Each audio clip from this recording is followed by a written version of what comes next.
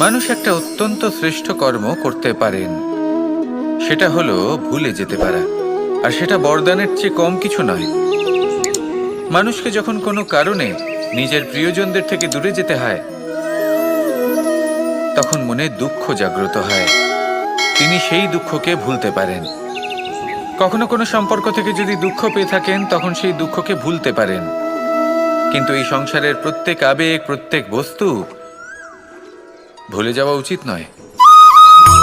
বিশেষ করে আমাদের প্রিয়জন, আমাদের পরিবারের সদস্য।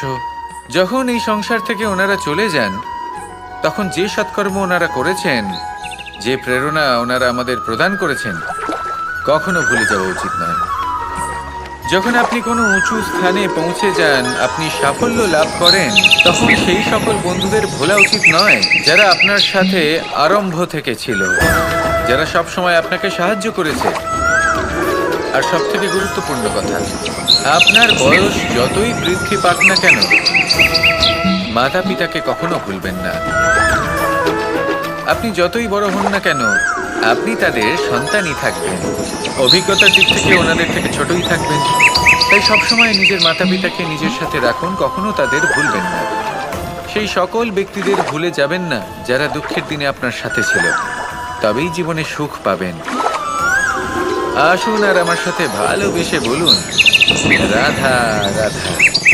এই আমার অনেকগুলো নাম আছে, আর তাদের মধ্যে একটি হলো যুদ্ধ বিমুখ। এই কথা আপনারা সবাই জানেন।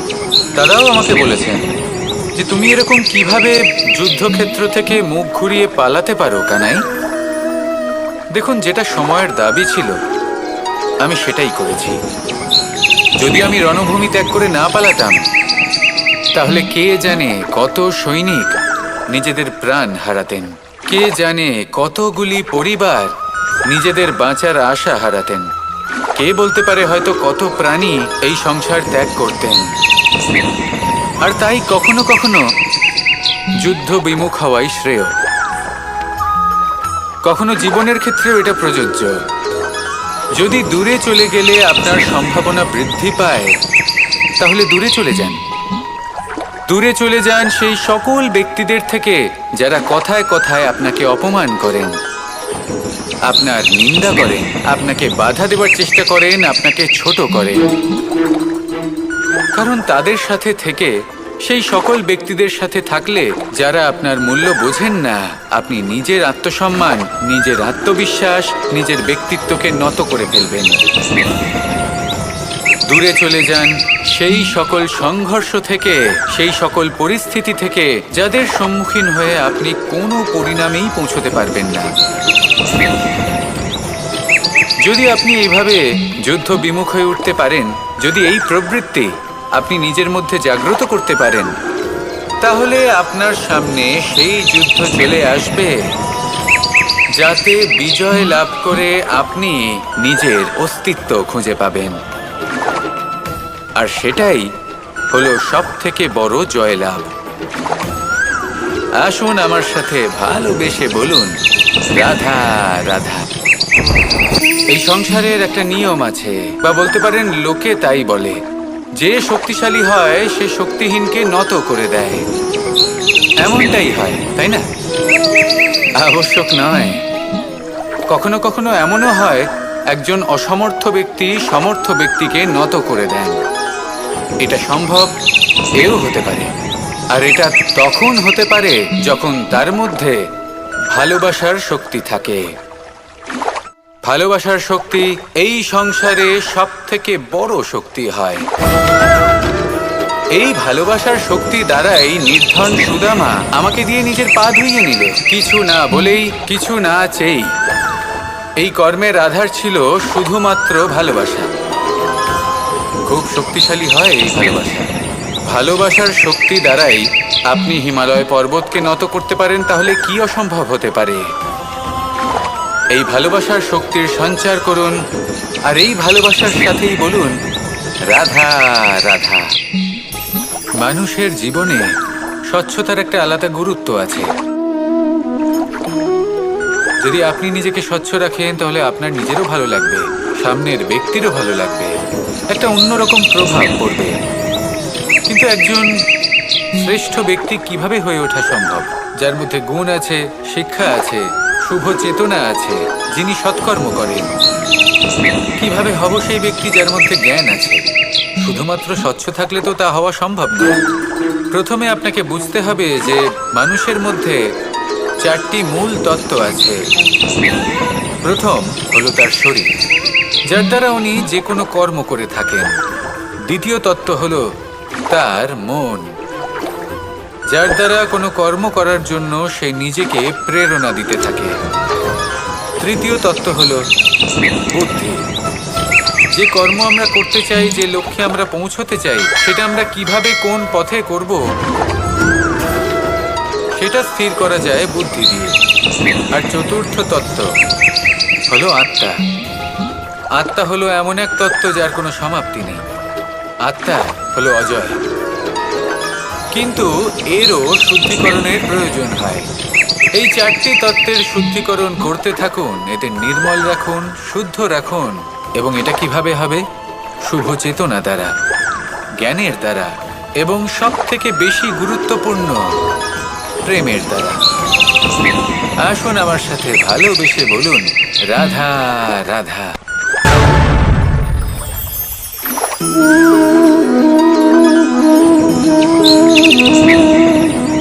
জল এই সংসারের সমস্ত প্রধান তত্ত্বের মধ্যে একটি। এই জল যে কোনো জ্বালা দূর করে, আগুনকে নিভিয়ে দেওয়ার ক্ষমতা রাখে। অবিরল অবিচল ভাবে প্রবাহিত হতে পারে, একে কেউ বাধা দিতে পারে না। এর পথে বাধা সৃষ্টি করলে নিজের পথ নিজেই খুঁজে নেবে, বা সে নিজেই নিজের পথ বানিয়ে নেবে, কিন্তু কখনো থামবে না। এই জল হলো মহান, আর এর একটা মহান গুণ আছে, এর নিজস্ব কোনো রং নেই। কিন্তু যখন মেঘ থেকে বৃষ্টিরূপে পৃথিবীতে ঝরে পড়ে, তখন সমস্ত সংসারকে রঙিন করে তোলে। যেখানে খরা হয়েছে সেখানে শ্যামল করে তোলে। যে স্থান শ্যামল, সেখানে ভিন্ন ভিন্ন প্রকারের পুষ্প ফুটিয়ে তোলে। এই জল, এই জলের মতন আমাদের হতে হবে। ওর যেমন কোনো রং নেই, আমাদেরও যেন কোনো অহংকার না থাকে। শুধু কর্মের এই ধারাতে বইতে থাকুন, এই সংসারের মঙ্গল করতে থাকুন, শ্রেষ্ঠ কর্ম করতে থাকুন। এই সংসারকে এটা বলার কোনো প্রয়োজন নেই যে আপনি কে। আপনি যদি কর্ম করতে থাকেন, তাহলে এই সংসার নিজে থেকেই আপনার মূল্য জানতে পারবে। আর তখন এই মন প্রসন্ন হয়ে বলবে, রাধা রাধা। একদিকে হলো আঙুর, আর অন্যদিকে কিশমিশ। দেখতে গেলে এই দুটোই সবারই খুব প্রিয়। শিশু হোক, যুবক হোক, বা কোনো বৃদ্ধ ব্যক্তিই হোক না কেন। আর দেখতে গেলে এই কিশমিশ, এটা আঙুর থেকেই আসে, তারই অন্য একটি রূপ। কিন্তু কখনো হাটে যান আর গিয়ে জিজ্ঞেস করুন যে এই কিশমিশ আর আঙুর, এই দুইয়ের মধ্যে অধিক মূল্য কার? আপনিও নিশ্চয়ই জানবেন যে কিশমিশের মূল্য আঙুরের থেকে অনেক গুণ বেশি। এবার এরকম কেন হয়? এর পেছনে কি কারণ থাকতে পারে? একদিকে হলো সেই আঙুর যা টাটকা অবস্থায় গাছ থেকে পেড়ে খাওয়া যায়, আর অন্যদিকে হলো কিশমিশ যাকে মাসের পর মাস রোদে ফেলে রাখা হয়।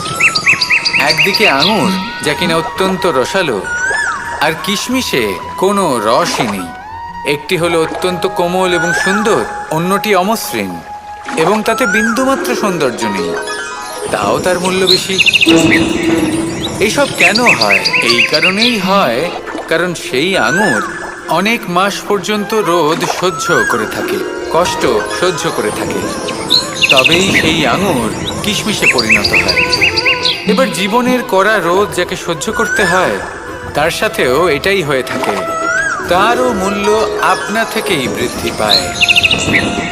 আপনার জীবনে আপনার গুণ, আপনার প্রতিভা, তা অত্যন্ত গুরুত্বপূর্ণ। কিন্তু যখন আপনি অভিজ্ঞতা লাভ করেন, তখনই সেই অভিজ্ঞতা আপনার গুণ এবং প্রতিভাকে আরও অনেক বেশি শ্রেষ্ঠ করে তোলে। তাই জীবনের কঠোর রোদের মধ্যেও দাঁড়িয়ে থাকাটা শিখে নিন, সাহসের সাথে কঠিন পরিস্থিতির সম্মুখীন হওয়াটা শিখে নিন। ঠিক এইভাবেই অভিজ্ঞতা লাভ করতে হয়। আর এই অভিজ্ঞতা আপনার মূল্য বৃদ্ধি করতেই থাকবে।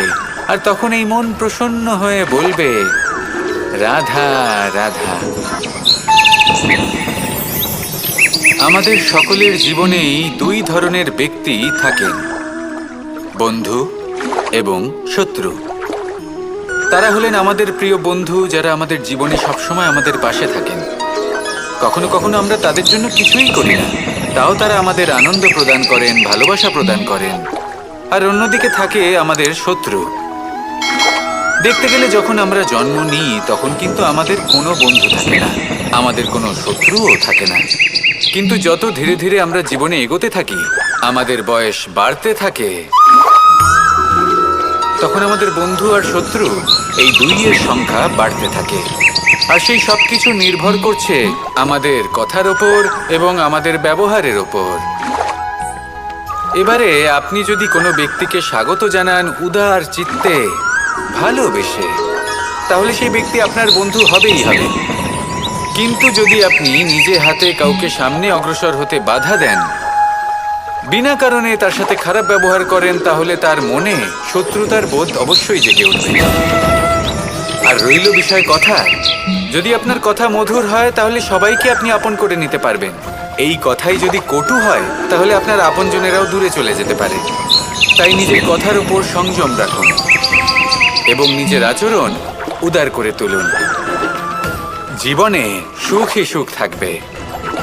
আসুন আমার সাথে ভালোবেসে বলুন, রাধা রাধা। এই সংসারে যখনই কোনো সমস্যা আসে তখন আমরা আমাদের সব থেকে বড় সম্বলের কাছে আশ্রয় খুঁজি, তা হলো আমাদের বিশ্বাস। এবার প্রশ্ন হলো এটাই যে এই বিশ্বাস কার উপর করা যেতে পারে? পরিবারের ওপর, বন্ধুর ওপর, নাকি তাদের উপর বিশ্বাস করা উচিত যাদেরকে আমরা কখনো সঙ্গ দিয়েছি? দেখুন, এই সংসারে বিপদের সম্মুখীন হলে কে আপনাকে সাহায্য করবে সেটা নির্বাচন করা আপনার হাতে নেই। সেটা সেই সকল ব্যক্তির উপর নির্ভরশীল যে তারা আপনাকে সাহায্য করবে নাকি করবে না। অর্থাৎ যখনই কোনো বিপদ আসে সর্বপ্রথম তার সম্মুখীন আমাদের নিজেকেই হতে হয়। আর তার জন্য প্রস্তুত থাকা প্রয়োজনীয়, সেই শক্তি, সেই সাহস অর্জন করা প্রয়োজনীয়। দেখুন, যখনই অন্ধকার আসে তখন সবার আগে কে আপনাকে ত্যাগ করে চলে যায়? আপনার নিজেরই ছায়া। এই অন্ধকারের সম্মুখীন হতে হয় অন্তরের প্রদীপের দ্বারা, অন্তরের আত্মা দ্বারা। তবেই আপনি অন্ধকারের ওপর জয়লাভ করতে পারবেন। সেই জন্য যে বিপদই আসুক না কেন, নিজেকে তার জন্য প্রস্তুত রাখা উচিত। সেই সাহস নিয়ে আসুন। এমন কোনো বিপদ নেই যা আপনাকে ভেঙে দিতে পারে। আসুন আমার সাথে ভালোবেসে বলুন, রাধা রাধা। এই সংসারে সব থেকে ভয়ানক এবং গভীর অন্ধকার কোনটা? সেটা যখন মেঘ সূর্যকে ঢেকে দেয় এবং সংসার অন্ধকারাচ্ছন্ন হয়ে ওঠে, নাকি তখন যখন সূর্যাস্তের সময় ঘনিয়ে আসে, সূর্য ঢলে যায় এবং এই সংসারে অন্ধকার ছেয়ে যায়, নাকি সেই অমাবস্যার রাত্রি যখন চতুর্দিকে ঘন অন্ধকার থাকে এবং চন্দ্রমার প্রকাশ কোথাও থাকে না? না, এই সংসারে সব থেকে বেশি ভয়ানক অন্ধকার হলো মানসিকতার অন্ধকার। মানসিকতা খুব গভীর একটা বিষয়। এই মানসিকতাই সত্যের রূপ ধারণ করে এবং আমাদের এই মানসিকতা এবং বিবেকে একটা সূর্য থাকে। যদি আমরা এটা জীবন থেকে বের করে ফেলি তাহলে নিরাশা, হতাশা, অসফলতা এর এমন এক ঘন অন্ধকারে আমরা ফেঁসে যাব যে তার থেকে বাইরে বের হওয়া প্রায় অসম্ভব ব্যাপার হয়ে দাঁড়াবে। বড়ই কঠিন হয় সেই সময়। সেই জন্য ইতিবাচক মনোভাব থাকা খুব প্রয়োজনীয়। এটা ভাববেন না যে এটা আমার সাথে কেন হলো, এই সমস্যা কেন এলো, ওই ব্যক্তি আমার সাথে এটা কেন করলেন। এটা ভাবুন যে আমি জীবনে যে পরিস্থিতিতে দাঁড়িয়ে আছি তার থেকে আমি ঠিক কিভাবে বাইরে বেরোতে পারবো। যতই ঘন অন্ধকার থাকুক না কেন, খুব ছোট একটা প্রদীপের প্রকাশ আমাদের পথপ্রদর্শক হয়ে দাঁড়াতে পারে। আর আমাদের জীবনে এই ছোট্ট একটা প্রকাশ হলো আশা। এই আশার একটি কিরণ আমাদের অত্যন্ত গাঢ় অন্ধকারেও পথ দেখাতে পারে। তাই এই আশাকে সব সময় মনে প্রজ্বলিত করে রাখুন। গাঢ় থেকে গাঢ় অন্ধকারের সাথে, কঠিন থেকে কঠিনতর সমস্যার সাথে লড়াই করুন, সামনে এগিয়ে চলুন, আর আমার সাথে ভালোবেসে বলুন, রাধা রাধা। শত্রুতা। একজন মানুষ অন্য মানুষের সাথে শত্রুতা করে বসেন। দুজন ঘনিষ্ঠ বন্ধু। এমনও এক সময় আসতে পারে যখন এনারা একে অপরের শত্রু হয়ে ওঠেন। এর অনেকগুলো কারণ হতে পারে, কিন্তু মূল কারণ হলো আলোচনা। আগে হ্যাঁ, আপনি যদি কারোর বিষয়ে আলোচনা করেন তাহলে সে আপনার শত্রু হয়ে যেতে পারে। এবার মনে একটা প্রশ্ন আসতে পারে যে এটা কিভাবে সম্ভব হতে পারে? আলোচনা, এটা তো অত্যন্ত জরুরি। যদি আমি নিজের বন্ধুর খারাপ কাজের বিষয়ে আলোচনাই না করি তাহলে সে শুধরবে কি করে? এ কথা সত্যি যে আলোচনা আবশ্যক, কিন্তু তার থেকেও বেশি গুরুত্বপূর্ণ এবং আবশ্যক হলো আপনার এই সিদ্ধান্ত এটাই যে আপনার এই আলোচনা কোন স্থানে করবেন। যদি এটা সবার সামনে করবেন ভাবেন, তাহলে তা অপমানও হয়ে যেতে পারে। যদি এটা আলাদাভাবে করেন তাহলে তা পরামর্শ হয়ে যায়। অপমান কেউ স্বীকার করতে পারেন না, কিন্তু পরামর্শ সকলের ভালো লাগে। তাহলে যদি আপন কারোর জন্য ভালো কিছু চান, কাউকে শুধরে দিতে চান, আর আপনার মনে হয় আলোচনা আবশ্যক, তাহলে সর্বপ্রথম সময়, পরিস্থিতি আর স্থানের কথা মনে রাখবেন। নয়তো এই আলোচনা আপনাকে খুব ভোগাতে পারে। তাহলে আসুন আমার সাথে ভালোবেসে বলুন, রাধা রাধা। আপনার জীবনেও কি সমস্যা রয়েছে? অবশ্যই থাকবে। প্রত্যেকের জীবনেই সমস্যা থাকে। প্রত্যেক মানুষ জিজ্ঞাসাও করেন যে এই সমস্যা আসলে কি আর কেন আসে জীবনে। আপনাকে একটা কথা বলে দিই যে সমস্যা আসলে সেটা নয় যা আপনার পথে বাধা সৃষ্টি করে, বরং সমস্যা হলো সেটাই যেটা আপনি তখন দেখতে পান যখন আপনার একাগ্রতা আপনার পথ থেকে, আপনার লক্ষ্য থেকে সরে যেতে থাকে। আর এই সমস্যাগুলি দূর করার জন্য, এর সমাধান করার জন্য একটাই পথ আছে। নিজের সমস্ত ভাবনা আরো একবার একাগ্র করুন নিজের পথের দিকে, নিজের লক্ষ্যের দিকে। আপনার সমস্ত ভাবনা যদি কেন্দ্রীভূত হয় নিজের লক্ষ্যে, তাহলে এই সমস্যা দূরে থাকবে। যদি এরকম না হয়, যদি আপনার মন একটু অন্যদিকে চলে যায়, তাহলে এই সমস্ত সমস্যা আবার সামনে চলে আসে আর বাড়তেও থাকে। দেখুন, যেখানে আপনার লক্ষ্য রয়েছে, বান যদি সেখানেই চালাতে হয়, তাহলে দৃষ্টি তো সেদিকেই রাখতে হবে। তবেই তো আপনি সেই লক্ষ্য ভেদ করতে পারবেন। সেই জন্য মনে রাখবেন, সর্বদা লক্ষ্য রাখবেন নিজের পথে, সেই পথেই সামনে এগোতে থাকুন নিজের লক্ষ্যের দিকে। আপনি যত সামনে এগোতে থাকবেন এই সমস্যা তত পিছিয়ে যাবে। তাহলে আসুন আমার সাথে ভালোবেসে বলুন, রাধা রাধা। এই পাখিরা সত্যি খুব সুন্দর, আমার খুব ভালো লাগে। আপনি নিশ্চয়ই শুনে থাকবেন যে কিছু পাখির কাছে ডানা অবশ্যই থাকে, কিন্তু উড়তে পারে না। তারা চায় উঁচু আকাশে উড়ে বেড়াতে এবং মেঘেদের সাথে কথা বলতে, করতেই পারে না। এবার এই সংসারেও পাওয়া যায় ঘুড়িও। এদের মধ্যে না জীবন আছে, না প্রাণ আছে, আর না আছে ডানা, কিন্তু এরা আকাশের সাথে কথা বলে, হাওয়ার বেগের সাথে কথা বলে, আনন্দ করে, উৎফুল্ল হয়ে ওঠে।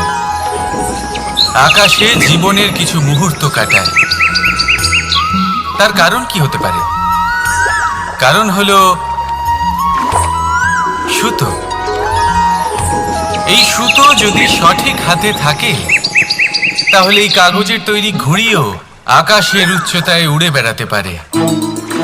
এবার এই সুতো আসলে কি? এই সুতো হলো আসলে ভালোবাসা, এই সুতো হলো আসলে বিশ্বাসের। আর এটা আপনি দিয়ে থাকেন তাদের হাতে যাদের আপনি বিশ্বাস করেন, যাদের আপনি নিজের সর্বস্ব দিয়ে দেন। ভেবে দেখুন, এই ভালোবাসা আর বিশ্বাসের সুতো আপনি যদি সঠিক মানুষের হাতে দিয়ে দেন, তাহলে আপনি অনেক উচ্চতায় উঠতে পারবেন, আকাশের উচ্চতায় উড়ে বেড়াতে পারবেন, মেঘের সাথে কথা বলতে পারবেন, পাখিদের মতো উঠতে পারবেন, যা ইচ্ছে তাই করতে পারবেন। শুধু এই মানুষ সঠিক হতে হবে, এমন একজন মানুষ যার মনে আপনার জন্য ভালোবাসা রয়েছে, এমন এক মানুষ যার মনে কোনো স্বার্থ নেই, যিনি পরোপকারী, এমন একজন ব্যক্তি যিনি আপনার অস্তিত্বকে বাইরে নিয়ে আসতে পারবেন, তাকে উজ্জ্বল করে তুলবেন। তাহলে ভালোবাসুন, আনন্দ করতে থাকুন, আর এই আনন্দ সহকারে বলুন, রাধা রাধা। আমরা সকলে এমন ব্যক্তির সাথে থাকতে চাই যারা খুব মিষ্টি কথা বলেন, যাদের ব্যবহার আমাদের ভালো লাগে, যারা দেখতে সুন্দর হন, যাদের আমরা পছন্দ করি। আর সব সময় এমন ব্যক্তির থেকে দূরে থাকতে চেষ্টা করি যাদেরকে আমরা পছন্দ করি না, যাদের কথা আমাদের খারাপ লাগে, যাদের কথা একটু কঠোর হয়। আমরা সব সময় চেষ্টা করি এদের থেকে দূরে থাকার, ঠিক কিনা? কিন্তু যদি বাস্তবটা দেখি, তাহলে এই কঠোরতা জীবনে শান্তির প্রলেপ দেয়। ওষুধও একটু কড়াই হয়, কিন্তু এ কি করে? আমাদের সুস্থ করে তোলে। ঠিক সেইভাবেই ভালোবাসার এই অধ্যায় একটু কঠিন, একটু কড়াও মনে হতে পারে, কিন্তু এর ফল সবসময় আপনাদের স্বাস্থ্যের পক্ষে ভালোই হয়। সেই জন্য যদি কেউ আপনার নিন্দে করে, আপনাকে কড়া কথা শোনায়, আপনার ব্যাপারে আলোচনা করে, তার মানে এটা নয় যে সে আপনার শত্রু।